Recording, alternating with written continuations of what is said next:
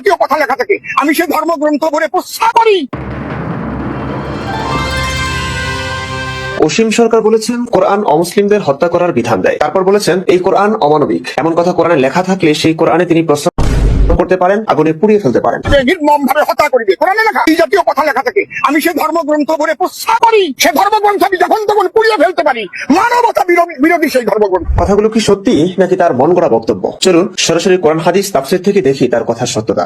মূলত কোরআনের 9 নম্বর সূরা আত-তাওবার 5 নং আয়াতের উদ্ধৃতি দিয়েছেন তিনি। অতঃপর যখন নিষিদ্ধ মাসগুলো অতিবাহিত হয়ে যাবে তখন তোমরা মুশরিকদেরকে যেখানেই পাও হত্যা করো এবং তাদেরকে পাকড়াও করো, তাদেরকে অবরোধ করো এবং তাদের জন্য প্রতিটি ঘাঁটিতে বসে থাকো। তবে যদি তারা তাওবা করে এবং সালাত কায়েম করে আর যাকাত দেয় তাহলে তাদের পথ ছেড়ে দাও। নিশ্চয়ই আল্লাহ বড়ই ক্ষমাশীল, পরম দয়ালু। এই আয়াতে মুশরিকদের যেখানেই পাও হত্যা করো, পাকড়াও করো, অবরোধ করো এবং তাদের জন্য প্রতিটি ঘাঁটিতে বসে থাকো বলা হয়েছে। মুশরিক মানে আল্লাহর সাথে যারা শিরক করে। আয়াতটি অবতীর্ণ হয়েছে আরবের মুশরিকদের ব্যাপারে যারা পৌত্তলিক ছিল, মূর্তি পূজা করত। কোন একটি ঘটনাকে কেন্দ্র করে কোন আয়াত নাজিল হলেও এই আয়াতের অধীনে সর্বযুগের সকল মুশরিকই প্রযোজ্য। এটাই ইসলামের শিক্ষা। সেই হিসেবে আয়াতটি যে কোনো মুশরিকের ব্যাপারই ইসলামের একটি অকাট্য বিধান। বর্তমানে সারা বিশ্বের সকল হিন্দু, বৌদ্ধ সকলেই এই আয়াতের বিধানের আওতাভুক্ত।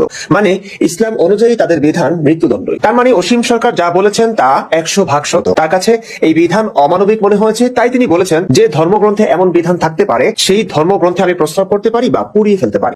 অবশ্য অসীম সরকারের এই বক্তব্যে মুসলিমরা ফুঁসে উঠেছেন। তারা দাবি করছেন এই বিধান কোরআনে নেই এবং হত্যার বিধান কোরআনে থাকতেই পারে না। যারা এমন বলছেন তাদেরকে আমরা এক্স মুসলিম জগতে স্বাগত জানাই, কারণ তাদের ঈমান নেই। ইসলাম মতে কোরআনের যে কোনো একটি আয়াতকে অস্বীকার করলে তাদের ঈমান থাকে না, তারা ইসলাম থেকে বের হয়ে যায়। দ্বিতীয়ত কিছু মুসলিম আছেন অজ্ঞ, মূর্খ, অন্ধ, তারা খুবই ভালো। তারা এই আয়াতের বিধানটিকে অন্য মানুষের মুখ থেকে শুনে এই কথাটাকে ঘৃণা করে, বিধানটিকে মানতেই পারে না। তাদের মানবতার জগতে স্বাগত জানাই। এরাও আসলে মুসলিম না, কিন্তু এই কথাটাও তারা জানেন না। তৃতীয়ত কিছু মুসলিম আছেন তারা এই আয়াত নিয়ে কোনো ইতং বিতং না করে, গোজামিল না দিয়ে সরাসরি আয়াতের বিধানটিকে মানেন, বিশ্বাস করেন এবং সকল মুশরিক বা হিন্দুদের রক্ত এরা হালাল মনে করেন।